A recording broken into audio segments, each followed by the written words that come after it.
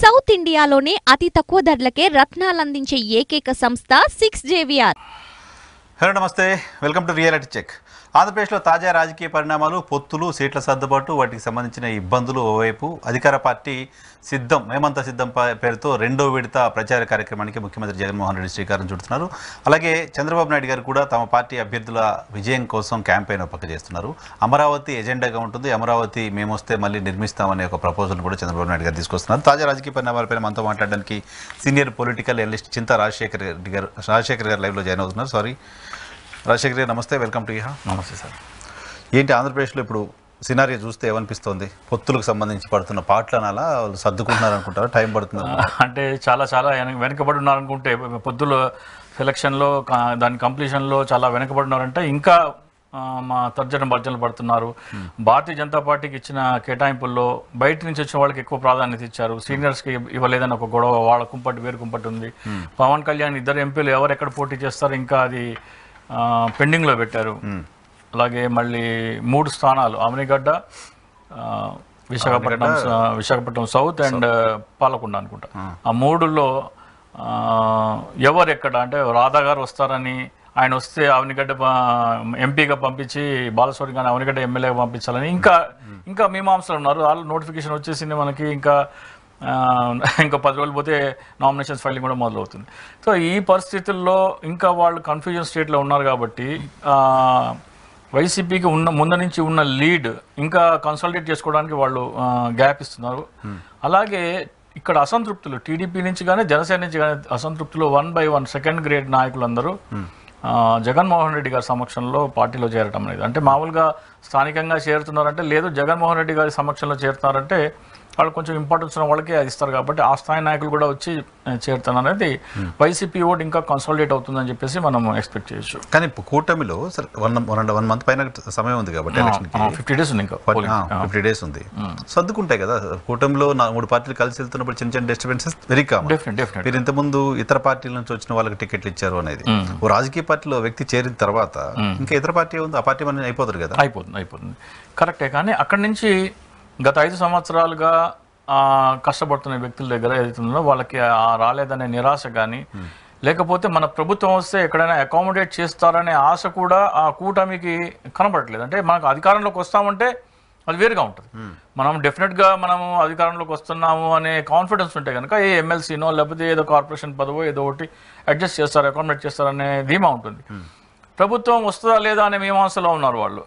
అంటే సర్వేలు కూడా అలా చెప్తుంది. దాదాపు జనాల 3 సిద్ధం సభలకు వస్తున్న ప్రజలు, మొన్న చిలకలూరుపేటలో కూటమి చేసిన సభ, ఇవన్నీ చూసుకుంటే పబ్లిక్ అటెండెన్స్ కానీ, మోడీ గారు మాట్లాడుతున్నప్పుడు, ఈవెన్ పవన్ కళ్యాణ్ చంద్రబాబు నాయుడు గారు మాట్లాడుతున్నప్పుడు పబ్లిక్ నుంచి రెస్పాన్స్ అంటే ఏదైనా అవునా నిజమా కాదా అంటే అక్కడ సైలెన్స్ కనపడుతుంది.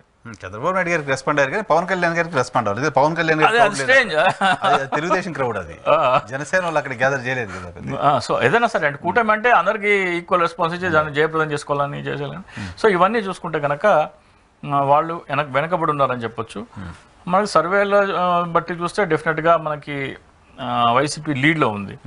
సో ఇదే ట్రెండ్ కొనసాగితే 130 క్రాస్ అయినా ఆశ్చర్యం లేదు వైసీపీ. ఒకవేళ ఇదే ఇంకా చేరికలు అలకలు బుజ్జగింపులు అవ్వకుండా ఇప్పుడు జనసేన టికెట్ ఇంకోటి కావాలని చెప్పేసి బీజేపీ అడుగుతుంది.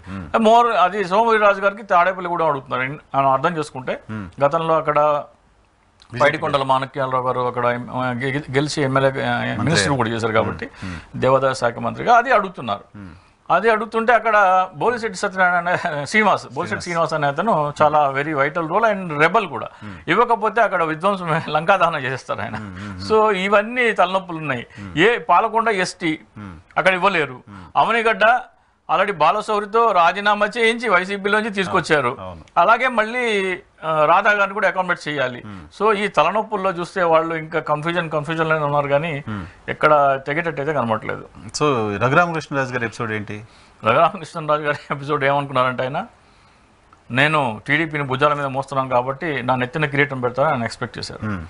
చంద్రబాబు నాయుడు గారు గత 40 సంవత్సరాల ట్రెండ్ చూస్తే కూడా అది కూడా ఆయనకు ఆ మాత్రం కూడా అర్థం కాకపోతే ఎట్లా? ఆయనేమో బీజేపీ నుంచి నాకు టికెట్ వస్తుంది అంటే నేను బీజేపీతో సన్నిహితంగా ఉన్నాను, వై కేటగిరీ సెక్యూరిటీ తెచ్చుకోగలిగాను, బీజేపీతో నాకు మంచి కాంటాక్ట్స్ ఉన్నాయి అని ఆయన ఓవర్ ఎక్స్పెక్టేషన్లో బోల్తా పడ్డారు అనిపిస్తుంది. వాస్తవానికి చూస్తే బీజేపీకి పెట్టిన అభ్యర్థి రఘురామకృష్ణరాజు గారితో చూస్తే చాలా చిన్న అభ్యర్థి ఆయన. ఈయన స్టాండింగ్ పార్టీలో ఉన్న వ్యక్తి, కాకపోతే ఆయన సీనియారిటీగా అక్కడ ఇచ్చారు. సో మరి ఈయన పొత్తులు నేనే కుదిర్చానంటారు, నేను ఏది ఫస్ట్ మొదటి కోడిగా నేనే కూర్చానని చెప్తున్నారు, ఇవన్నీ చెప్పుకున్నారు. మరి ఆయనకి ఆ మాత్రం ప్రాధాన్యత మీరు చంద్రబాబు నాయుడు గారు ముందే చెప్పాలి, Narsapuram seat reserved for Raghuramakrishnaraju గారు, మేము ఇచ్చుకుంటామండి. అది కాకుండా మీరు ఏమన్నా తీసుకోండి అని చెప్పాలి. లేదా మీరు ఇచ్చేటట్టయితే ఆయన బీజేపీలో ఆయన స్థానం ఇవ్వాలని ముందే మాట్లాడుకోవాలి. ఆయన ఇది ఎక్స్పెక్ట్ ఫోర్స్ చేయాలి కదా, ఆయన ముందు చూపున్న వ్యక్తి కదా. ఇది ఖచ్చితంగా ఆయన కోసం రిజర్వ్ చేసాము, మాట ఇచ్చాము, మా పార్టీ కోసం కష్టపడ్డారు, ప్రభుత్వ వ్యతిరేక వాయిస్ వినిపిస్తున్నారు కాబట్టి ఇది కావాలి అని చెప్పకుండా ఉన్నారని నేనైతే అనుకోను. చెప్పిన తర్వాత కూడా రాలేదంటే బీజేపీ చిలకలూరిపేట సభలో మోడీ గారు మాట్లాడిన విధానము, చంద్రబాబు నాయుడు సీఎం చేయని ఎక్కడా చెప్పలేదు, ఆయన చంద్రబాబు నాయుడు విజనరీ అని ఎక్కడా చెప్పలేదు, అమరావతి గురించి మాట్లాడలేదు, వివేకానంద రెడ్డి హత్య గురించి మాట్లాడలేదు. ఏదైతే గత 4 సంవత్సరాలుగా టీడీపీ అనుకూల మీడియా ప్రొజెక్ట్ చేస్తుందో ఆ అంశాలు ఏవి ఆయన స్పృశించలేదు. సార్ అదంతా తెలుగుదేశం ఎజెండా, అది మోడీ గారు ఎందుకు మాట్లాడతారు? అసలు మాట్లాడాలని మీరు కోరుకుండొచ్చు కదా, మోడీ ఎజెండా మోడీ మాట్లాడుకుంటాడు కదా. అంటే ఒక కూటమి అంటే 2014లో మోడీ ఎజెండా ఏంటి, చంద్రబాబు నాయుడు గారు ముఖ్యమంత్రి చేయండి, ఆ రోజు ప్రత్యేక హోదా, రాష్ట్రం విడిపోయింది, మీకు నేను కన్సోల్ చేయాలి, నేనున్నా, ఆయన ఉన్నాడు, ఇద్దరం కలిసి ఉన్నాదని. ఇప్పుడు ఆ రోజు చంద్రబాబు నాయుడు గారు మోడీ గారు ఆల్మోస్ట్ ఈక్వల్. చంద్రబాబు నాయుడు గారు ఎక్కడో, మోడీ గారు ఎక్కడో, చంద్రబాబు నాయుడు గారు ఆయన అంతర్జాతీయ నాయకుడు అయిపోయాడు, ఈయన ఇక్కడే ఉండిపోయాడు. సో ఆయన మాట వరుస కన్నా ఫార్మాలిటీ కన్నా పొత్తు పెట్టుకున్నాగా చెప్పాలి మాత్రం కూడా. ఇప్పుడు ఫర్ ఎగ్జాంపుల్ అదే మహారాష్ట్రలో చేయరు కదా, ఏక్నాథ్ షిండే గారిని ఆకాశానికి లేపుతున్నారు. ఇప్పుడు రేపు పొద్దున్న తెలంగాణలో చీలికి వస్తే ఎవరు వస్తారో కానీ వాళ్ళని ఆకాశానికి లేపుతారు. సో ఇక్కడ పొత్తు పెట్టుకున్న తర్వాత మీకు 6 సీట్లు పోటీ చేస్తుంటే 1-2 గెలవాలనుకున్నప్పుడు, టీడీపీ సహకారం కావాలనుకున్నప్పుడు ఆయన చంద్రబాబు నాయుడు భుజం మీద చేయేసో లేకపోతే 2 పొగొట్టల వర్షం కురిపిస్తే అది ఓట్ ట్రాన్స్ఫర్ అవుతుంది. కరెక్టే, కానీ మోడీ గారి క్రెడిబిలిటీ కూడా కదా ఇష్యూ. పోయినసారి వచ్చి నువ్వు ఏటీఎం లాగా వాడుకుంటున్నాడు అని చెప్పిపోయి ఇమీడియట్ గా వచ్చి మళ్ళీ ఓటేయండి అని చెప్తే ఆయన క్రెడిబిలిటీ పొత్తుల దాకా రానివ్వకూడదు కదా. మరి ఆ స్థాయి వ్యక్తి పొత్తుల దాకా ఎట్లా రాస్తారు? జగన్మోహన్ రెడ్డి గారు మంత్రులు అవినీతిలో పోటీ పడుతున్నారు ఒకటి నుంచి ఒకళ్ళు అని చెప్పారు, కానీ చంద్రబాబు నాయుడు లాగా ఏటీఎం లాగా వాడుకుంటున్నారని, లేకపోతే సన్ స్ట్రోక్ అని, లేకపోతే యూటర్న్ అని, ఈ మాటలన్నీ జగన్మోహన్ రెడ్డి గారికి ఎక్కడ ఆయన ఆపాదించలేదు. జగన్మోహన్ రెడ్డి యూటర్న్ తీసుకుంది ఏం లేదు, ఏం లేదు, అంటే సైలెంట్ అయిపోయారు. జగన్మోహన్ రెడ్డి సార్ సర్టిఫికేట్ ఇచ్చారు కదా, మంత్రులు అవినీతి చేస్తున్నారంటే ముఖ్యమంత్రి మంచోడు అని ఇండైరెక్ట్ గా ఇంటర్ప్రిటేషన్ అదే వస్తుంది. రాజుగారు మొదటి భార్య సామెత కదా, అంతే. మంత్రులు ప్రస్తావన తీసుకొచ్చాడు ఆయన, ఆ ప్రస్తావన తీసుకున్నారు. సో అక్కడ డైరెక్ట్ గా లోకేష్ ని దాంతో పోల్చుకుంటే ఇక్కడ నథింగ్. జగన్మోహన్ రెడ్డి గారిని నెత్తిన కిరీటం పెట్టినట్టే ఆల్మోస్ట్. ఇంకొకటి, లోక్సభలో భారతీయ జనతా పార్టీకి నంబర్స్ ఉన్నాయి, 330, 340 క్రాస్ అవుతుంది సర్వేలు చెప్తున్నాయి. రాజ్యసభలో వాళ్ళకి 112 ఉన్నాయి, మెజారిటీ మార్క్ వచ్చేసి 123, కరెక్ట్ గా 11 షార్ట్. ఆ 11 జగన్మోహన్ రెడ్డి గారి దగ్గర ఉంది. సో చంద్రబాబు నాయుడు అవసరం కంటే కూడా రేపొద్దున్న రాబోయే 2 సంవత్సరాల వరకు ఈ 11తో అవసరం ఉండొచ్చు. సో ఆయన గుడ్ టర్మ్స్ మెయింటైన్ చేస్తే జగన్మోహన్ రెడ్డితో ఎక్కువ మెయింటైన్ చేయడానికి సుముఖంగా ఉంటారు. కానీ చంద్రబాబు నాయుడు ఇచ్చే 3-4 సీట్లు గెలుస్తారో లేదో తెలియదు, అందులో బీజేపీ ఎన్ని గెలుస్తుందో టీడీపీ ఎన్ని గెలుస్తుందో అది తెలియదు, అసలు అది అవసరమే లేదు ఆయనకి. సో అవసరం అన్న ఏదన్నా ఉంటే రేపొద్దున బిల్ ఏదైనా పాస్ అయ్యి ఎవరైనా సరే అలిగితే, అంటే వాళ్ళ సొంత ఎన్డీఏ కూటమిలో కూడా ఉంటారు, వాళ్ళు ఎవరైనా సరే ఏదైనా అలిగి ఏదైనా బ్లాక్మెయిల్ చేస్తే అవసరానికి ఉపయోగపడే వ్యక్తి జగన్మోహన్ రెడ్డి. ఆ 11 నంబర్స్ ఇంటి దగ్గర ఉన్నాయి. కాబట్టి జగన్మోహన్ రెడ్డితో 2 సంవత్సరాల వరకు అవసరం ఉంది కదా, చంద్రబాబు నాయుడుతో ఎందుకు ఆయన వెళ్తారు? సో ఈ మాత్రం కామన్ సెన్స్ లేకుండా ఎందుకు పొత్తులోకి వెళ్ళారనేది మనం ఆలోచించుకోవాలి. నాకు తెలిసి పొత్తు అనేది ఓటమి అంగీకరించారనే ఒక ఇండికేషన్. మేము ఓడిపోతున్నాము, రాబోయే రోజుల్లో జగన్మోహన్ రెడ్డి గారి కేసుల నుంచి తప్పించుకోవడానికి ఒక్కొక్క రక్షణ కవచం కావాలి. ఆ రక్షణ కవచమే బీజేపీతో ఎన్డీఏలో భాగస్వామి అయితేనే ఉంటుంది అని చెప్పేసి నా ఎక్స్పెక్టేషన్. నాకు తెలిసి చంద్రబాబు నాయుడు గారు ఎంపీగా పోటీ చేసినా కానీ ఆశ్చర్యం లేదు, విజయవాడ నుంచి కానీ ఎక్కడి నుంచి అన్నా. ఏలూరు అంటే డిక్లేర్ చేసినట్టున్నారు. సో ఏమన్నా చేంజెస్ ఉంటే ఆశ్చర్యం, ఎందుకంటే ఎమ్మెల్యేగా ఉంటే ఆయనకు అంత షీల్డ్ ఉండదు. ఇంకొకటి, ఉండి నుంచి రఘురామకృష్ణరాజు గారు పోటీ చేస్తారు. రఘురామకృష్ణరాజు గారు టాక్ వస్తుంది కదా, టీడీపీ అనౌన్స్ చేసి పక్కకి ఇచ్చి ఈయనకి ఇవ్వాలని ఒక వర్గం మీడియా ఆయన కన్సోల్ చేసే దీనిగా ఉంది. కానీ ఆయనకి ఎంపీగా ఉంటే వచ్చే ఇమ్యూనిటీ ఎమ్మెల్యేగా ఉంటే రాదు. కరెక్ట్. మరి ఎమ్మెల్యే కూడా హైదరాబాద్ లో, ఢిల్లీలో, విజయవాడలో ఉండాలి. ఢిల్లీ ఎంపీ ఉంటే ఢిల్లీలో కూర్చో, సెక్యూరిటీ దొరుకుతుంది పార్లమెంట్. సో ఆయనకి ఎంపీయే కావాలి, గెలిచే సీట్ నర్సాపురమే కావాలి. వేరే ఎక్కడ చేసినా కానీ గెలుపు అటు ఇటుగా ఉంది కాబట్టి కాదు సార్, రఘురామకృష్ణరాజు గారు అసలు మాట్లాడుకుని ఉండరా సీటుకు సంబంధించి అటు భారతీయ జనతా పార్టీ నాయకత్వంతో కానీ టీడీపీలతో కానీ మాట్లాడుకుని కూడా ఉండుంటారు? ఇప్పుడు చంద్రబాబు నాయుడు గారు పవన్ కళ్యాణ్ గారు లోపలికి వెళ్ళినప్పుడు నేను గేట్ దగ్గర ఆపేస్తారు అమిత్ షాతో మాట్లాడారు. సో అది ఫస్ట్ ఇండికేషన్, ఆయన జాగ్రత్త పడి ఉండాల్సింది. అప్పుడే జాగ్రత్త పడి ఆయన లాబింగ్ ఆయన చేసుకుని చంద్రబాబు నాయుడు గారు నర్సాపురం ఇచ్చేటట్లేరు, నన్ను లోపలికే రానివ్వలేదు, ఏదో తేడాగా కనపడుతుంది, వాళ్ళు ఇవ్వకపోతే మీరు తీసుకోండి నాకు ఇవ్వండి అని అప్పుడే మాట్లాడుకుని ఉండాల్సింది. ఆయన షుడ్ ఎందుకు ప్రిడిక్ట్ చేయలేదు, ఓవర్గా నమ్మేశారు. నేను లేకుండా వీళ్ళు వెళ్తారా అంటే పవన్ కళ్యాణ్ కూడా నేను లేకుండా బీజేపీతో పొత్తు అనేది కుదరదు, లేకపోతే అది ఇది అనుకుంటారు. కానీ పవన్ కళ్యాణ్ అవసరమా బీజేపీ టీడీపీ పొత్తు పెట్టుకోవాలి? నిజంగా బీజేపీ పొత్తు పెట్టుకోవాలనుకుంటే గత 40 సంవత్సరాలుగా వెంకయ్యనాయుడు గారు పనిచేస్తున్నారు. ఇప్పుడు టీడీపీలోంచి వెళ్ళిన 3-4 ఎంపీలు వాళ్ళ దగ్గర ఉన్నారు. ఈయన మీడియేషన్ ఏమి అవసరం లేదు అసలు.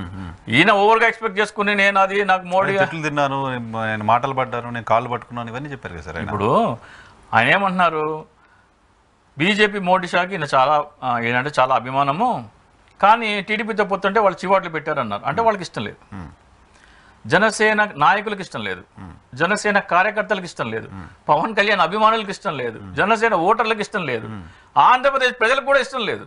అవునా? టీడీపీలో సగం మంది దానికి వ్యతిరేకం, జనసేన పొత్తు వ్యతిరేకం. మరి ఇంతమంది వ్యతిరేకత ఉంటే మీ ఒక్కడు వంకుపట్టే ఎందుకు? మీకు ఓట్లేసే ఓటర్ల దగ్గర నుంచి, మీ కార్యకర్తల దగ్గర నుంచి, మీ నాయకుల దగ్గర నుంచి, మీరు అమితంగా అభిమానించే మోడీ అమిత్ షా దగ్గర నుంచి ఇంతమంది మీరు వ్యతిరేకంగా ఉన్నదాన్ని మీరు మంకు పట్టు పెట్టుకొని మీరే ఎందుకు పొత్తు పెట్టుకున్నారు? ఎందుకు పెట్టుకున్నారు? యాజ్ ఫర్ యూ నేనేమనుకుంటానంటే, నా ప్రిడిక్షన్ అమరావతిలో పవన్ కళ్యాణ్కి గణనీయమైన స్టేక్స్ ఉన్నాయని. ఆయన బీజేపీతో పొత్తు పెట్టుకున్న టైమింగ్ దాన్ని మనకి కొరాబరేట్ చేస్తుంది. ఎందుకంటే అమరావతి ప్రకటన వచ్చిన మరుసటి రోజు ఆయన హైదరాబాద్ నుంచి అమరావతి వెళ్ళారు. 3 రోజుల ప్రకటన వచ్చిన మరుసటి రోజు అక్కడ ఒక పిఎస్సీ మీటింగ్ పెట్టుకున్నారు. మధ్యలో ఫోన్ కాల్ వస్తే ఢిల్లీ వెళ్ళిపోయి అప్పుడు ఫస్ట్ దాంట్లో అవ్వలేదు. మళ్ళీ 15 రోజులతో వెళ్తే అప్పుడు పొత్తు ఫైనలైజ్ అయింది.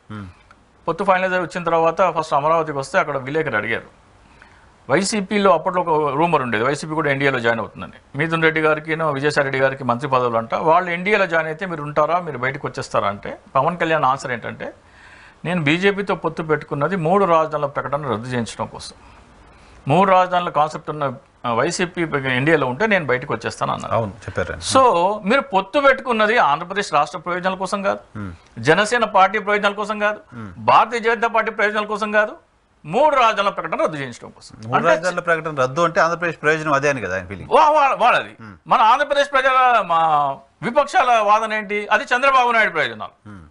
అది చంద్రబాబు నాయుడు ప్రయోజనాలు ఎలాగో ఏదో మనం నెక్స్ట్ దీంట్లో చేద్దాము. అమరావతి అనేది ఎంత పెద్ద స్కాము, దాంట్లో 3 రాజధానుల ప్రకటన రాగానే పవన్ కళ్యాణ్ కలవరపాటు ఏంటంటే, అమరావతి వెళ్ళంగానే అక్కడ పోలీసుల మీద చిందులేశాడు, కంచెలు దూకాడు, తల ఇసిరాడు, జుట్టు ఇసిరాడు. ఈ బిహేవియర్ అంతా చూస్తే పెక్యులర్గా ఉంది, ఏదో అండ్రెస్ట్ ఉంది. దాన్ని ఎలా జస్టిఫై చేస్తారు మీరు? ఇప్పుడు ఆయనకి అమరావతిలో స్టేక్ ఉంది కాబట్టి ఆ బిహేవియర్ ఉందని నేను బీజేపీ దగ్గరకు ఉందనో, లేకపోతే ఆ బిహేవియర్ ఉందనో, కొట్లాడాడు, దూకాడు, కంచె ఆ బిహేవియర్ కి ఆయన స్టేట్మెంట్ కూడా కొరాబరేట్ చేస్తుంది కదా. చేస్తుండొచ్చు. కానీ టీడీపీ అధికారంలో ఉన్న సందర్భంలో, అమరావతి దగ్గర భూములు తీసుకుంటున్న సందర్భంలో అక్కడ భూములు కోల్పోయిన రైతుల కండగా ఆయన నిలబడ్డారు. అన్ని భూములు ఎందుకని మాట్లాడారు, వాళ్ళని మోసం చేస్తున్నారని కూడా పవన్ కళ్యాణ్ మాట్లాడారు. అది కాదు, ఇంకా కర్నూలు వెళ్ళి కర్నూలే నా మనసుకు రాజధాని అన్నారు. అక్కడ జనాల చేత చప్పట్లు కొట్టించుకున్నారు. భూములు ఉంటే ఇవన్నీ ఎందుకు చేస్తారు? అదే చెప్తున్నాను, కర్నూలే నా మనసుకు రాజధాని, అక్కడ జనాలు చప్పట్లు కొట్టించుకున్నారు. విశాఖపట్నం వెళ్ళి విశాఖ రాజధాని అయితే బాగుండేదని అక్కడ జనాలతో చప్పట్లు కొట్టించుకున్నారు. 3 రాజధానుల ప్రకటన రాగానే ఆయన బిహేవియర్ ఎలా ఉండాలి? జగన్మోహన్ రెడ్డి గారు నేను ఎన్నికల సందర్భంగా నేను వెళ్ళి ప్రచారంలో భాగంగా నేను ఇలా చెప్తే అక్కడ ప్రజలు ఆదరించారు, ఇక్కడ ప్రజలు ఆదరించారు, మీ చేసిన 3 రాజధానుల ప్రకటన నా మనసుకు దగ్గరగా ఉంది, థ్యాంక్ యూ అని ఒక బొకే ఇచ్చి కంగ్రాచులేషన్ చెప్పాలి కదా. అక్కడ ప్రజల అభిమానం చూరగొన్నారు, ఇక్కడ విశాఖపట్నంలో ప్రజల అభిమానం చూరగొన్నారు. అంటే మీరు అక్కడ మాట్లాడింది బూటకమా నిజమా? నిజమైతే జగన్మోహన్ రెడ్డి గారు థ్యాంక్స్ చెప్పాలా మీరు? దానికి భిన్నంగా మీ వైఖరి ఎందుకుంది? అంటే అప్పుడు ఓట్లు చీల్చడానికి, ప్రజా వ్యతిరేక ఓటు చీల్చడం కోసం ఆ మాటలు మాట్లాడారా? ఎందుకు అనుకోవాలి? మీరు ఎన్నికల కంటే ముందర కర్నూలులో ఒక రాజధాని అయితే బాగుండేదని, విశాఖ రాజధాని అయితే బాగుండేదని అన్నప్పుడు కర్నూలులో 3 కట్టలేరు కదా. అసెంబ్లీ, హైకోర్టు ఇక్కడ కట్టి, అమరావతిలో కట్టి, విశాఖలో 9 కట్టలేరు కదా. దాన్ని డివైడ్ చేశారు. మీ మనసుకు దగ్గరగా ఉంది ఆలోచన, దాన్ని మీరు వెల్కమ్ చేయాలి. దాన్ని మీరు ఎలా వ్యతిరేకిస్తారు? దాన్ని వ్యతిరేకిస్తూ దాన్ని రద్దు చేయించడం కోసం బీజేపీతో ఎందుకు పొత్తు పెట్టుకుంటారు? ఇవన్నీ చూస్తే మనకు స్పష్టంగా పవన్ కళ్యాణ్కి ఖచ్చితంగా అమరావతిలో హై స్టేక్స్ ఉన్నాయి. డెఫినెట్గా నేను 2023 అనుకుంటా, 2023 అంటే one year are 12-13 months back ఒక ఈమెయిల్ పెట్టడం జరిగింది. అమరావతి అనేది ఎంత పెద్ద స్కామ్, ఎందుకు స్కామ్ అని చెప్పేసి ఈమెయిల్ పెట్టి దీని కనుక మీరు ప్రజల్లో ఎండగడితే జగన్మోహన్ రెడ్డి గారి మీద ఆల్రెడీ అవినీతి ఆరోపణలు ఉన్నాయి, అప్పటికి ఇంకా చంద్రబాబు నాయుడు గారి మీద కేసులు లేవు. చంద్రబాబు నాయుడు మీద ఈ అవినీతి ఆరోపణలు పెడుతున్నాను, నేను క్లీన్ కాబట్టి నాకు ఓటు వేయండి అనే ఎజెండాతో మీరు వెళ్తే మీకు ప్రజలు బ్రహ్మరథం పట్టే అవకాశం ఉంది అని చెప్పి మెయిల్ పెట్టడం జరిగింది. దానికి బోలిశెట్టి సత్య రిప్లై ఇచ్చారు. రిప్లై ఇస్తే ఏమన్నారంటే, మీరు మీ అనాలిసిస్ ఎప్పుడు వైసీపీకి అనుకూలంగా ఉంటుంది కాబట్టి మీ విశ్లేషణ మేము పరిగణలోకి తీసుకోవట్లేదని చెప్పారు. దాంట్లో వైసీపీకి అనుకూలమే ఉంది. అదే ఇప్పుడు దాంట్లో ఏమైనా డౌట్ ఉంటే ఇది అవునా కాదా మీ కళ్ళకు కట్టేట్టు ఉంటుంది. ఇది నిజం అవునా కాదా, కాదంటే లేదు మీరు చెప్పే వాదన తప్పు అని ఇంకో వాళ్ళ వాదన ఏంటో వాళ్ళు చెప్పు, వాళ్ళ జస్టిఫికేషన్ వాళ్ళు చెప్పుకోవచ్చు. లేదు మేము చంద్రబాబు నాయుడు కరెక్ట్ అంటే అది ఎందుకు తప్పు నేను చెప్తున్నప్పుడు, మీకు పొలిటికల్ గెయిన్స్ ఉన్నప్పుడు దాన్ని ఎందుకు మీరు ఎత్తి చూపలేదు? అలా అది కాకుండా చంద్రబాబు నాయుడు గారు అరెస్ట్ అయిన వెంటనే ఫ్లైట్ తీసుకుని ఆయన వద్దాం అనుకున్నారు. గన్నవరం ఎయిర్పోర్ట్లో నాదెళ్ల మనోహర్ గారు ప్రెస్ మీట్ పెట్టి ఏమన్నారంటే, చంద్రబాబు నాయుడు గారికి సంఘీభావం తెలపడానికి స్పెషల్ ఫ్లైట్లో ఆయన టేకాఫ్ అవుదాం అనుకుంటే ఇక్కడ డీజీపీని వారించి దాన్ని టేకాఫ్ అవ్వకుండా ఆపిస్తారని చెప్పారు. ఆయన రోడ్డు మార్గంగా వస్తుంటే పోలీసులు ఆపారు. నాదెళ్ల మనోహర్ ఈ స్టేట్మెంట్ ఇచ్చిన తర్వాత పోలీసులు ఆపకుండా ఉంటారా? ఆయన వస్తున్నారన్న నాదెళ్ల మనోహర్ స్టేట్మెంట్ ఏంటి? చంద్రబాబు నాయుడుకి సంఘీభావం తెలపడానికి వస్తున్నారని నాదెళ్ల మనోహర్ గన్నవరం ఎయిర్పోర్ట్లో చెప్పాడు. ఏపీ మొత్తం అది చూసింది. ఏపీ పోలీసు బాధ్యత ఏంటి? పవన్ కళ్యాణ్ దగ్గర ఫ్యాన్స్ ఉంటారు కాబట్టి బస్సులు తగలెట్టండి అదంటే ఏ స్టేట్మెంట్ ఇస్తారని ముందు జాగ్రత్త చర్యగా ఆయన అరెస్ట్ చేశారు. ఆయన రోడ్డు మీద పడుకున్నాడు. అంత కలవరపాటు ఎందుకు ఆయనకి?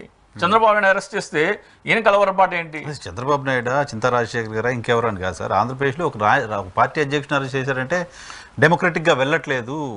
కవితని కూడా అరెస్ట్ చేశారు అనేది కదా అప్పుడు పాయింట్. తెలంగాణలో కూడా జనసేన పార్టీ ఉంది కదా, కవిత గారిని కూడా అరెస్ట్ చేశారు కదా, మరి రోడ్డు మీద పడుకోలేదా?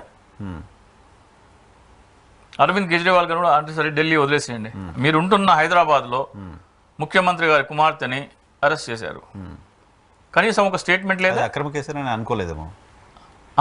అదే ఏది అక్రమ కేసో ఏపీ పోలీసులు అరెస్ట్ చేశారు, ఏపీ సిఐడి అరెస్ట్ చేసింది, ఇది ఈడీ అరెస్ట్ చేసింది. ED under control of BJP, Bharatiya Janata party. Obviously అది అక్రమ అరెస్ట్ అని ఆయన కనిపించలేదేమో. సరే సార్, అదే సార్, అదే ఇవన్నీ ప్రజలు అర్థం చేసుకోవాలనే రెండు మనం పెట్టాలి. అండ్ బిహేవియర్ ఏంటి ప్రజల ముందు పెడితే ప్రజలు let them have their own assessment. ఈ పెక్యులర్ బిహేవియర్ ఎందుకు ఉంది? చంద్రబాబు నాయుడికి నొప్పి కలిగినప్పుడల్లా పవన్ కళ్యాణ్ ఎందుకు ఒడ్డున పడ్డ చేపలాగా వెలువెల్లాడుతున్నాడు? ఒక్కసారి కాదు, 2019 ఎన్నికల్లో ప్రతి సభలో చంద్రబాబు నాయుడిని ఆయన ఏమన్నారు? లోకేష్ని మీ స్టూడియోలో కూర్చోబెట్టి మా తల్లిని తిట్టించామన్నారు. అవును, మా సామాజిక వర్గాన్ని అలగా జనం సంకరజాతి అన్నారు. ప్రతి మీటింగ్లో గుర్తు చేశారు. అది అవును, అయిపోయింది. ఎన్నికలు అయిపోయిన తర్వాత నెల రోజులకే కృష్ణానదికి వరద వచ్చింది. కరకట్ట చంద్రబాబు నాయుడు ఇంట్లోకి వరద నీళ్ళు వెళ్ళినాయి. చంద్రబాబు నాయుడు ఏం మాట్లాడాల. పవన్ కళ్యాణ్ వచ్చి అంటాడు, ఒక మాజీ ముఖ్యమంత్రి ఇంట్లోకి వరద నీళ్ళు వెళ్తే ఏం చేస్తున్నావు జగన్మోహన్ రెడ్డి అంటున్నాడు. నిన్నటి దాకా మీ అమ్మని తిట్టాడన్నావు, మీ ఇంట్లో మీ కులాన్ని తిట్టాడన్నావు, మీ అన్న రాజకీయాలకు పనికి రాడన్నావు, మా బ్లడ్ వేరు మా బ్లీడ్ వేరు అని అవహేళన చేస్తున్నానన్నావు. వాళ్ళ ఇంట్లోకి వరద నీళ్ళు వెళ్తే నీకెందుకు, బురద నీళ్ళు వెళ్తే నీకెందుకు? చంద్రబాబు నాయుడు కంటే ముందు నువ్వెందుకు రియాక్ట్ అవుతున్నావు? సో చంద్రబాబు ఇంకోళ్ళ పాలన సరిగ్గా చేయట్లేదు జగన్మోహన్ రెడ్డి అనేది ఆయన ఉద్దేశం కావచ్చు సార్. అదే ఎవరిని గెలితే ఇప్పుడు రాక్షసుడి ప్రాణం చిలకలో ఎక్కడో 7 సముద్రాల చెట్టు త్వరలో ఉంటుంది అన్నట్టు ఈ చంద్రబాబు ఇంట్లోకి నీళ్ళు వెళ్తే ఈయన వెలువెల్లాడతాడేంటి? వాళ్ళ తల్లిని తిట్టాడు కదా. సహజంగా మనం ఒక ఇరుగు పొరుగు ఉన్నాడు అనుకో తిట్టుకున్నారనుకోండి, మున్సిపాలిటీ వాడు వచ్చి ఏదో బోరింగ్ చేస్తే ఆ బోర్ నీళ్ళు పక్కింట్లోకి వెళ్తే వెళ్ళి మున్సిపాలిటీ వాడి మీద దెబ్బలాడడం కదా. మా పొరుగు ఇంట్లోకి నీళ్ళు ఎట్లా వెళ్తాయని నిన్నే దెబ్బలాడుకున్నాం కదా. రాదు కదా మా మనసులోంచి ఆ కోపం ఉంటే సరే పోన్లే మంచిదైంది అనుకుంటారు. 2019 ఎలక్షన్ ముందు పవన్ కళ్యాణ్ చేసినంత డ్రామానా? ముమ్మాటికి ఒకటి కాదు. మీరు ఆ సీక్వెన్స్ ఆఫ్ ఈవెంట్స్ చెప్తే చెప్తాను. చింతమనేని ప్రభాకర్ ఒక ఎంఆర్ఓ వనజాక్షి గారి మీద దాడి చేశారు 2015 జూలై. పవన్ కళ్యాణ్ 2015 ఆ రోజున మాట్లాడలేదు, ఆ మర్నాడు కానీ ఆ వారం కానీ ఆ నెల కానీ ఆ సంవత్సరం కానీ మాట్లాడలేదు.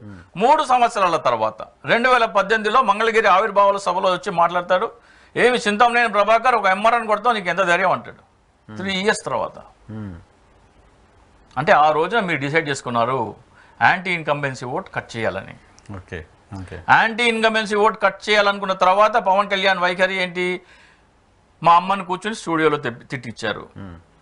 అలాగే మా అన్నని రాజకీయాలకు పనికిరాడని తిట్టించారు, మా కులాన్ని తిట్టించారు. ఇది కాకుండా కాపు సామాజిక వర్గానికి చెందిన ఒక 20 మంది నాయకుల్ని పార్టీలోకి ఆగమేఘాల మీద తీసుకున్నారు. జేడి లక్ష్మణ్ గారు, తోట చంద్రశేఖర్ గారు, చింతల పాదసారథి గారు, ఆకుల సత్యనారాయణ గారు, ఆర్టీ విజయబాబు గారు, పుల్లారావు గారు కూడా పెంటపాటి పుల్లారావు గారు కూడా పెంటపాటి పుల్లారావు గారు, ఒక 20 మందిని ఎన్ఆర్ఐస్, కొంతమంది ఆర్ఎంఆర్ గారు chief secretary, Tamil Nadu chief secretary, వీళ్ళందరినీ పార్టీలోకి తీసుకున్నారు.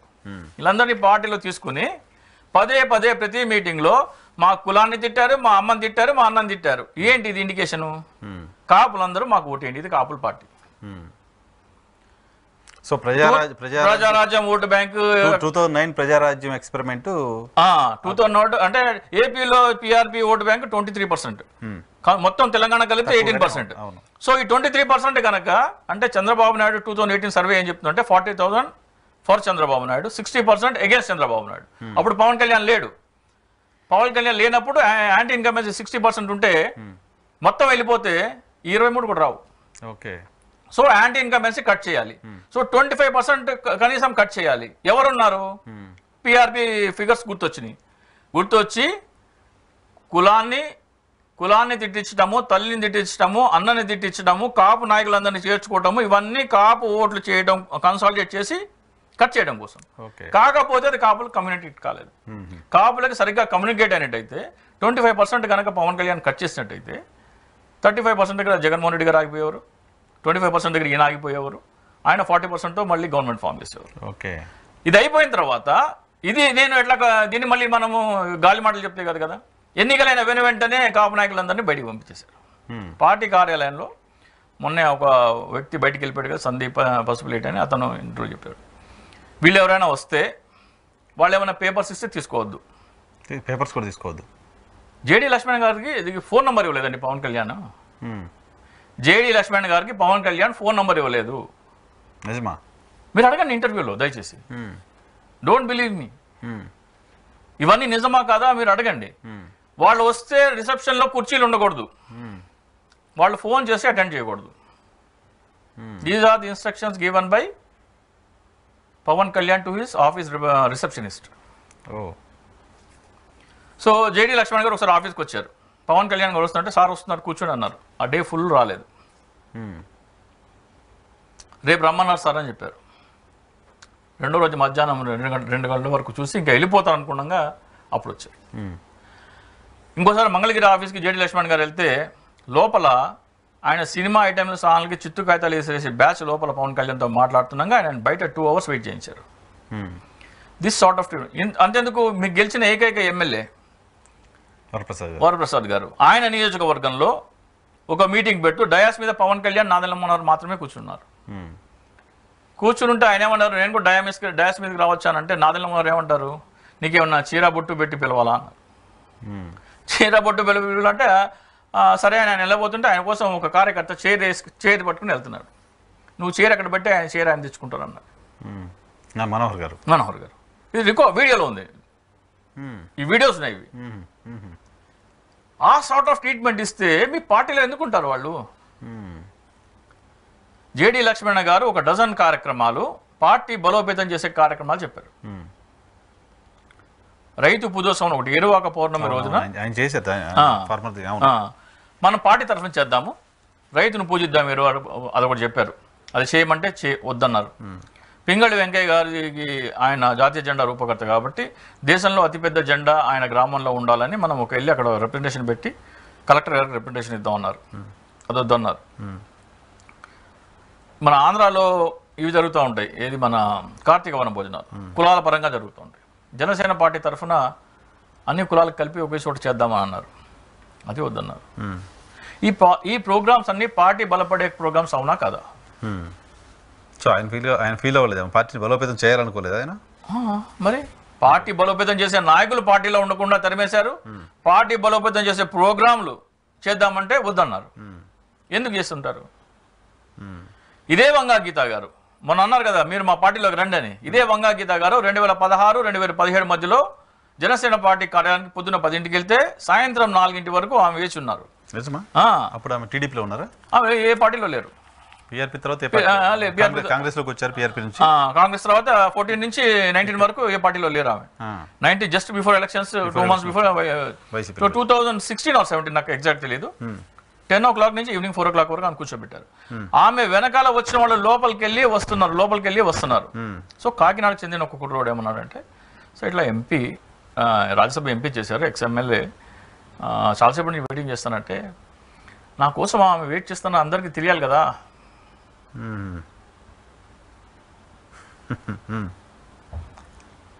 ఈ రోజున మరి ఇప్పుడు జగన్మోహన్ రెడ్డి గారి దగ్గర ఉన్న 20 to 25 మెంబర్స్ ఎమ్మెల్యేస్ 2014 నుంచి 2019 మధ్యలో జనసేన పార్టీలో వెళ్ళి చేరడానికి సిద్ధంగా ఉన్న వాళ్ళే. ఓకే. ఆమంచి కృష్ణమోహన్ కానీ, తోట త్రిమూర్తులు గారు కానీ, లేకపోతే గంటా శ్రీనివాసరావు గారు కానీ, ఇంకొన్న లిస్ట్. కొంతమంది ఇబ్బంది పడతారు. వాళ్ళు వెళ్ళి కాదంటే అప్పుడు వైసీపీలో చేరారు. అంటే మీ పార్టీ బలపడడం మీకు ఇష్టం లేదు, పార్టీ బలోపేతం చేసే కార్యక్రమాలు చేయవు, పార్టీలో ఉన్న బలమైన నాయకులను తరిమేసావు. మీ పార్టీ మీద కాదా? సో అయింది కదా. నా అసెస్మెంట్ అయితే కాదు. కాపు ఓట్ల కోసం కాపు నాయకుడి చేత కమ్మవారు పెట్టించిన పార్టీ జనసేన పార్టీ. సరే, అది మీ అబ్జర్వేషన్. చూద్దాం. ఇవన్నీ చూసిన తర్వాత నేను ఆ కంక్లూజన్ వచ్చారు. ఏంటి అమరావతికి సంబంధించిన స్కామ్ ఏదో చెప్తున్నారు, అమరావతి మళ్ళీ తీసుకొస్తాం, మళ్ళీ అమరావతి నిర్మాణం చేస్తామని పవన్ కళ్యాణ్ గారు చెప్తున్నారు, చంద్రబాబు నాయుడు గారు చెప్తున్నారు. మరి ఎందుకు మోడీ గారు చెప్పలేదు? మరి భారతీయ అదేంటి 3 పార్టీల ఉమ్మడి ఎజెండాలో ఉంటుందో లేదో చూద్దాం. Common minimum programme. సో మన రాష్ట్రానికి రాజధాని వచ్చిన తర్వాత కొత్త రాజధాని కావాలి. రాజధాని కట్టాలంటే భూమి కావాలి. భూమి కావాలంటే అసెంబ్లీలో చర్చ జరిగినప్పుడు జగన్మోహన్ రెడ్డి గారు ఏమన్నారంటే, అంటే గుంటూరు విజయవాడ మధ్యలో అని చెప్పారు. దానికి జగన్మోహన్ రెడ్డి గారు ఊకే చెప్తే ఉన్నారంటే, గుంటూరు విజయవాడ మధ్యలో 30,000 ఎకరాల ప్రభుత్వ భూమి అనేది ఆయన దాంట్లో ఉంది. ప్రభుత్వ భూమి ఉంటే నాకు అభ్యంతరం లేదని చెప్పారు. చంద్రబాబు నాయుడు గారు ఏం చేశారంటే, 30,000 ఎకరాలు ఒకే చోట లేదు కాబట్టి నేను ల్యాండ్ పూలింగ్ స్కీమ్ అని ఒకటి కొత్త తీసుకొస్తాను. ఆ స్కీమ్ ప్రకారము రైతులు ఎకరా భూమి ప్రభుత్వానికి ఇస్తే 1000 గజాలు రెసిడెన్షియల్, 200 గజాలు కమర్షియల్ ప్లాట్ ఇస్తామన్నారు. ఒక ఎకరాలో 4,840 గజాలు ఉంటాయి.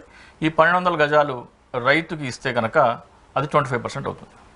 50%లో రోడ్లు, పార్కులు, ప్రభుత్వ పాఠశాలలు, కళాశాలలు, ఆసుపత్రులు, పేదలకు ఇళ్ల పట్టాలు, ఇవన్నీ కలిపి 50%లో. ఈ 50%లో అంగుళం కూడా అమ్ముకోవడానికి లేదు, మొత్తం వాటికే వినియోగించారు. సో 25% రైతులకు పోయింది, 50% దీనికి పోతే ప్రభుత్వం దగ్గర 25% ఉంటుంది. జస్ట్ జనాలకి ఇది చేయడం కోసం. సో ఇది రైతుల 25% వాటా, ఇది ప్రభుత్వం 25% వాటా, ఈ 50% అమ్ముకోవడానికి లేదు. ఇది తీసేద్దాం. చంద్రబాబు నాయుడు గారు ఏమంటున్నారంటే, నేను కాదు, చంద్రబాబు నాయుడు గారు ఏమంటున్నారంటే, ఈ ప్రభుత్వ భూమి విలువ అమరావతి రాజధానిగా కొనసాగి ఉంటే ఈ ప్రభుత్వ భూమి విలువ 2 నుంచి 5 లక్షల కోట్లు అంటున్నారు. Self sustainable capital. అది ఆయన ఆ వీడియో కూడా మీకు పంపిస్తాను, అవసరం ఉంటే ఆ వీడియో కూడా ప్లే చేయండి. సో దీని విలువ ఇది 25% అయ్యి దీని విలువ 5 లక్షల కోట్లు అయినప్పుడు ఇది కూడా 25% కదా. ఆబ్వియస్లీ ఇది కూడా 5 లక్షల కోట్లు. ఈ 5 లక్షల కోట్ల విలువ రైతులకు వెళ్తుంది. ఇదే ప్రభుత్వ భూమిలో కట్టినట్టయితే ఇప్పుడు రైతులకు అంగుళం భూమి కూడా ఇవ్వాల్సిన అవసరం లేదు. సో ఈ 5 లక్షల కోట్లు కూడా ప్రభుత్వం అంది. సో జగన్మోహన్ రెడ్డి గారు చెప్పినట్టు ప్రభుత్వ భూమి మీద రాజధాని కట్టినట్టయితే ప్రభుత్వ ఖజానాకి చంద్రబాబు నాయుడు గారు చెప్తున్న లెక్కల ప్రకారం అదనంగా 5 లక్షల కోట్లు వచ్చేది. మొత్తం 10 లక్షల కోట్ల రూపాయలు వెళ్తుండేది చంద్రబాబు నాయుడు గారు చెప్తున్న లెక్క. సరే, ఓకే, రైతుల దగ్గర అక్కడ ఒకే చోట 30,000 ఎకరాలు లేదు కాబట్టి మాకు ఒకే చోట కావాలి కాబట్టి మేము రైతుల దగ్గర తీసుకుందాం అంటే వేరే ఆప్షన్ ఏముంది? 2013 భూసేకరణ చట్టం. దాని ప్రకారం రిజిస్టర్ ఆఫీస్లో నమోదైన విలువకి గ్రామీణ ప్రాంతంలో, అది గ్రామీణ ప్రాంతం కాబట్టి 4 రెట్లు ఇచ్చి రైతుల దగ్గర భూమి తీసుకోవాలి. సో అక్కడ రిజిస్టర్ ఆఫీస్లో 2 లక్షల నుంచి 3 లక్షలు ఉంది. ఓపెన్ మార్కెట్ రేట్ ఏమో 10 లక్షలు ఉంది. 8, 10, 12 లక్షలు. 8, 10, 12 లక్షలు కూడా నేను చెప్పింది కాదు, అమరావతి జేఏసీ రైతులు వాళ్ళ ఇంటర్వ్యూలో చెప్పిన రికార్డ్స్ మన దగ్గర ఉన్నాయి, ఆన్ కెమెరా చెప్పారు. సో మనము మార్కెట్ రేట్ తీసుకుంటే యావరేజ్గా 10 లక్షలు ఉంది. గవర్నమెంట్ 2013 భూసేకరణ చట్టం అప్లై చేస్తాం కానీ 10 లక్షలే. 10 లక్షల మార్కెట్ విలువకి ఉండి 10 లక్షల ఏ రైతు సుముఖంగా చూపెట్టారు కాబట్టి మీరు ఈ చట్టాన్ని తీసుకొచ్చే బదులు, ఈ ల్యాండ్ పూలింగ్ చట్టాన్ని తీసుకొచ్చే బదులు, కేంద్ర ప్రభుత్వ చట్టం కాదు, నేను మీకు ఒక మార్కెట్ వాల్యూ ఇస్తున్నాను, ఎకరా 20 లక్షలు, 34,000 ఎకరాలకి ఎకరా 20 లక్షల చొప్పున 3,400 కోట్లలో మొత్తం కొనేయచ్చు. మీరు క్యాలిక్యులేట్ చేసి చూసుకోండి. 1 ఎకరా 10 లక్షలు అంటే 10 ఎకరాలు ₹1,00,00,000. 34,000లో 10 ఇస్తే 3,400 కోట్లు. Simple calculate. 10 లక్షలు ఇస్తే 20 లక్షలు ఇస్తే ఎక్కువ 6,800 కోట్లు. సో దీని వాల్యూ ఎంత? ఎకరా వాళ్ళు ఇచ్చిన భూమి విలువ 68,000 కోట్లు. 6,800 కోట్లు ఇస్తే మనం భూమి కొనొచ్చు, కానీ దాని యాక్చువల్ వాల్యూ 3,400 కోట్లు. వాళ్ళకి ప్రతిఫలంగా వస్తున్న ఈ భూమి 34,000 ఎకరాలు 5 లక్షల కోట్లు డివైడ్ బై 34,000 ఎకరాలు ఇస్తే 14,70,00,000 పడుతుంది 1 ఎకరం. అంటే మీరు 10 లక్షల భూమి ప్రభుత్వానికి ఇస్తే మీకు వచ్చే ప్రతిఫలం 14.5 కోట్లు 1 ఎకరానికి. 1 ఎకరానికి. అంటే మీరు ప్రభుత్వానికి 1 ఎకరా భూమి ఇస్తే 10 లక్షలది, మీకు వచ్చే ప్రతిఫలంతో మీరు బయటికి వెళ్ళి 150 ఎకరాలు కొనుక్కోవచ్చు. 1 ఎకరా రైతు 150 ఎకరా ఆసామి అయిపోతాడు. సో ఇప్పుడు ఇది రియల్ ఎస్టేట్ వెంచర్లో చెప్పే లెక్కలా ఉన్నాయన్నీ. నేను చెప్పేదంటే చట్టమే, ఇది చట్టమే. దీని విలువ 5 లక్షల కోట్లు అని చెప్పింది చంద్రబాబు నాయుడు. దీని విలువ ఎకరా 10 లక్షలే అని చెప్పింది పోతుల బాలకోటయ్య గారు, రాయపాటి శైలజ గారు. నేను కాదు చెప్పేది, ఈ విలువ కట్టింది వాళ్ళు, ఈ చట్టం చెప్పింది చంద్రబాబు నాయుడు చట్టం.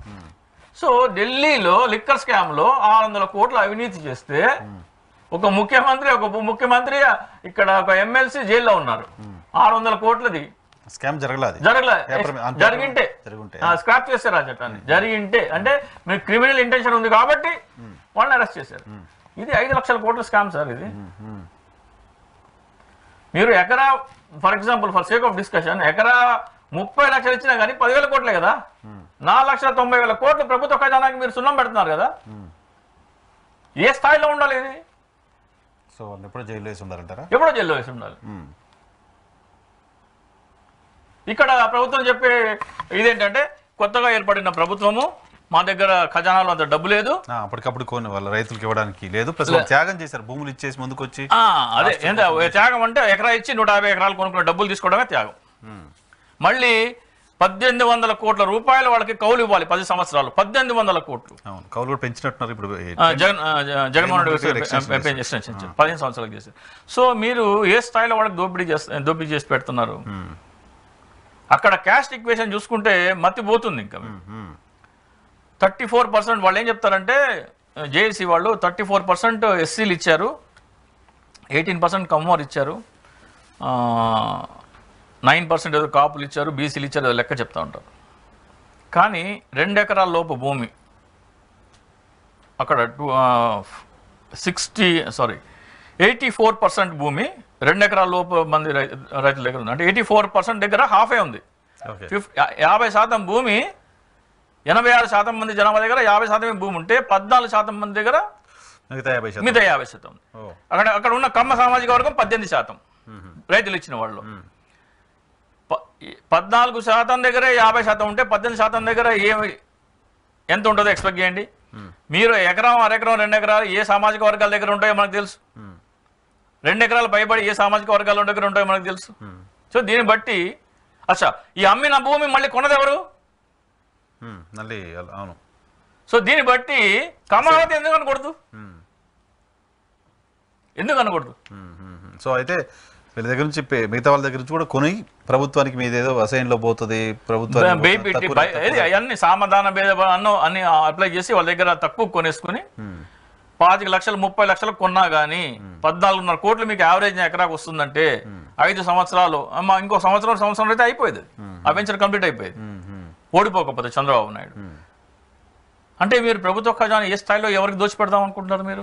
సో ఇప్పుడు మళ్ళీ కూడా వాళ్ళు అది చేస్తామని చెప్తున్నారు ఎలక్షన్ క్యాంపెయిన్లో. అదే ఇది ప్రభుత్వం ఎక్స్పోజ్ చేయట్లేదు. ఇది నేను అంటే ప్రభుత్వానికి ఫార్మల్గా 2 సార్లు చెప్పడం జరిగింది.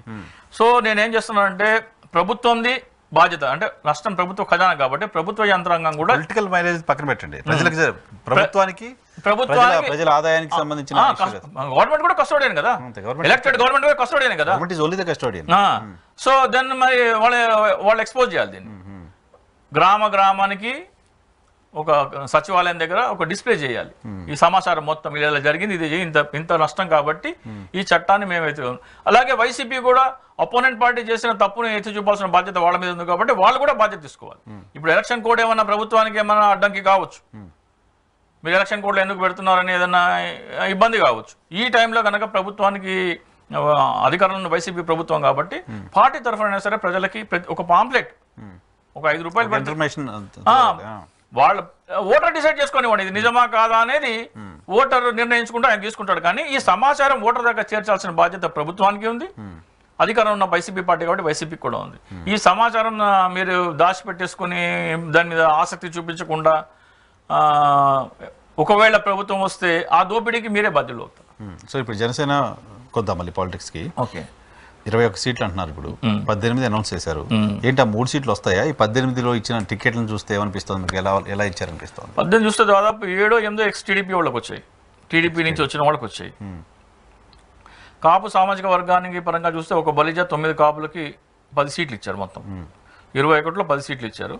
తెలుగుదేశం నుంచి 8-9 డిక్లేర్ అయినాయి. సో మొత్తం 20. జగన్మోహన్ రెడ్డి గారు కాపు అంటే ఇది ఎందుకు మాట్లాడుతున్నారు కాపు సామాజిక వర్గం అంటే ఈ పాలిటిక్స్ అంతా పవన్ కళ్యాణ్ పోటీ చేసే నియోజకవర్గం ఇవన్నీ ఆ కమ్యూనిటీ బేస్డ్ ఉన్నాయి కాబట్టి చెప్తున్నాను. తెలుగుదేశం ఇచ్చింది 8 అనుకుంటా, ఈ మహా అయితే ఇంకొకటి ఇస్తే కూడా 20 అవుతాయి. జగన్మోహన్ రెడ్డి గారు 30 ఇచ్చారు కాపు సామాజిక వర్గానికి. బలిజ కాపు కలిపి బలిజ ఒకటే ఒక బలిజ 7 తూర్పు కాపు మిగతా కాపు తూర్పు కాపు కలిపే చెప్తున్నాను నేను కూడా. సో జగన్మోహన్ రెడ్డి గారు ఇచ్చిన దానికంటే మీరు పవన్ కళ్యాణ్ అనే ఒక వ్యక్తిని చూపించి ఒక కాపు సామాజిక వర్గానికి 10 సీట్ల కోత పెట్టారు చంద్రబాబు నాయుడు గారు. కాపులారా మీ పవన్ కళ్యాణ్కి నేను పొత్తు పెట్టుకున్నానైనా ఒక ఎర వేసి అసెంబ్లీకి 10 మంది ఎవరైనా గెలుస్తారో పక్కన పెడదాం, పోటీ చేసేందుకు అర్హత కూడా పవన్ కళ్యాణ్ మొహం చూపించి 10 కోత పెట్టారు. 2 పార్టీలు కలిపి ఇచ్చింది 20. 3 పార్టీలు కలిపి సోమవీర్రాజు గారికి వస్తే అది కూడా లెక్కేసుకొని చెప్తున్నాను నేను. సోమవీర్రాజు గారికి టికెట్ వస్తే చెప్తున్నాను నేను. అవనిగడ్డ కూడా వస్తే చెప్తున్నాను. అవనిగడ్డ సోమవీర్రాజు గారి టికెట్ లెక్కేసుకొని చెప్తున్నాను నేను. వస్తే 20 వైసీపీ వేరే 35 ఎంపీలు. ఇక్కడ 2 ఎంపీలు ఎవరిది? కాకినాడ అండ్ మచిలీపట్నం. అది కూడా 2 వీళ్ళకి వస్తే జనసేనకు వస్తే జనసేనకి ఇస్తే జనసేనకి ఇవ్వాల్సిందే కదా. కాకినాడ ఏమో మళ్ళీ ఇప్పుడు ఏదో గొడవ పెడుతున్నారు కదా, త్యాగాలకు రెడీగా ఉన్నారు. ఇప్పుడు సోమవీర్రాజు గారు నువ్వే ఇరికిచ్చావు నువ్వే చూడు అంటే త్యాగరాజు ఓకే అంటాడేమో చెప్పలే. కాకినాడ ఎంపీ సీట్ ఆయనకి ఇస్తారా? ఇచ్చిపోవచ్చు, ఏముంది. బీజేపీకి వదిలేస్తారంటారు దాన్ని. ఏమో పొత్తు నేను ఇచ్చాను కాబట్టి బీజేపీకి వదిలేస్తే నర్సాపురం వదిలేయమంటాడేమో పవన్ కళ్యాణ్ గారు, మా రఘురామకృష్ణరాజు గారి కోసం.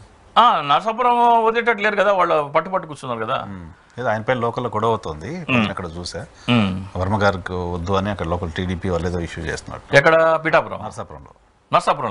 ఓకే, వర్మ గారే కదా బీజేపీ నుంచి ఆయన కూడా క్షత్రులకి ఇచ్చారు. సో మరి ఏమో మరి అది ఏమవుతుందో తెలియదు. కానీ ఇప్పుడు ఉన్నట్టు ఉంటే కూడా పవన్ కళ్యాణ్ ఇచ్చింది 20 కాపులకి, వైసీపీ ఇచ్చింది 30. సో మీరు పవన్ కళ్యాణ్ ఒక వ్యక్తిని చూపించి సామాజిక వర్గానికి నష్టం చేస్తున్నారా లేదని కాపులు ఆలోచించుకోవాలి.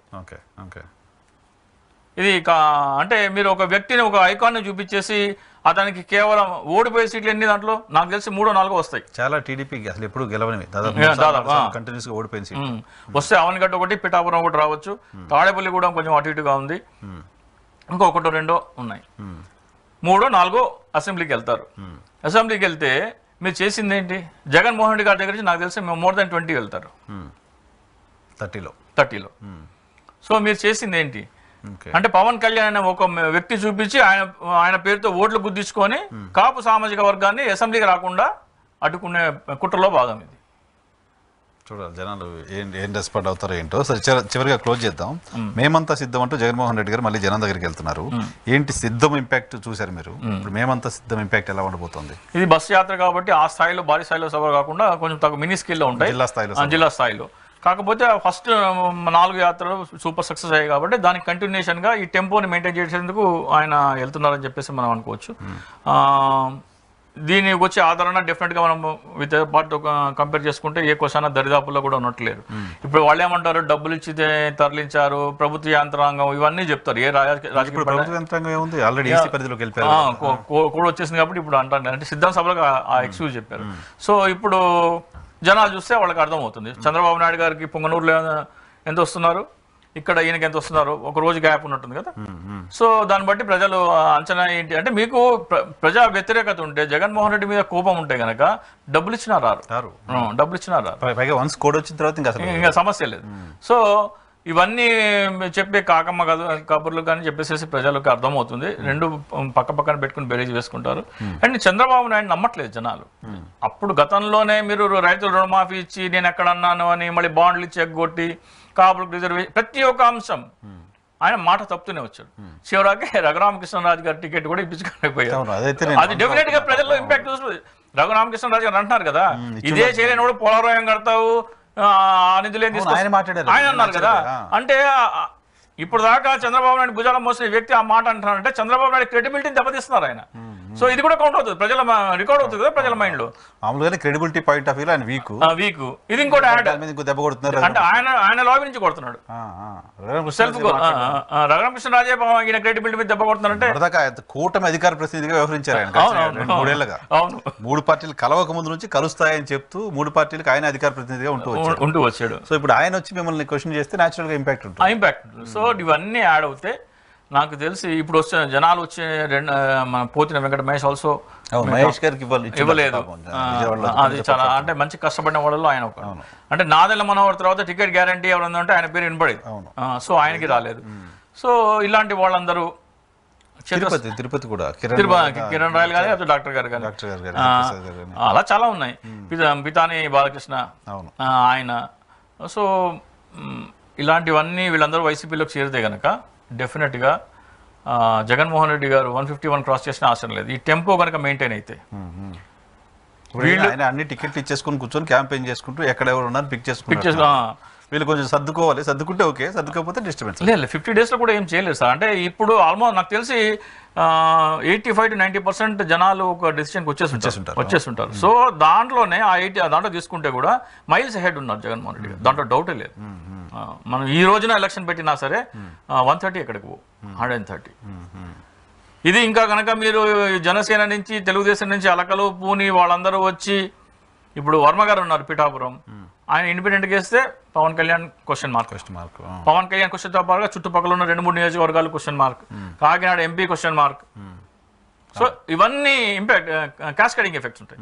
సో ఇవన్నీ చూసుకుంటే కనుక ఇదే ట్రెండ్ కంటిన్యూ అయితే అంటే జనసేనలో తెలుగుదేశంలో ఉన్న సెకండ్ గ్రేడ్ లీడర్స్ అందరూ వచ్చి నేను బత్తిన రాము గారు లాస్ట్ టైం విజయవాడ నేను వచ్చి జాయిన్ అయ్యారు. సో అలాంటి పెద్ద పెద్ద నాయకులు వచ్చి జాయిన్ అవుతున్నారు కాబట్టి ఇది కంటిన్యూ అయితే 21 seats వీళ్ళు పోటీ చేస్తాను కాబట్టి ఇంకా 150 seats ఉంటాయి. 150 seats వాళ్ళలో కనీసం 50 మంది వచ్చి చేరినా కానీ ఎన్నికలు తారుమారు అయిపోతాయి. చూద్దాం ఏం జరుగుతుందో. Thank you very much Rajasekhar గారు మాకు సమయం కేటాయించినందుకు. ఇది వాళ్ళ రియల్ చెక్. రేపటి షోలో మళ్ళీ కలుద్దాం. చూస్తూనే ఉండండి సార్. స్పెషల్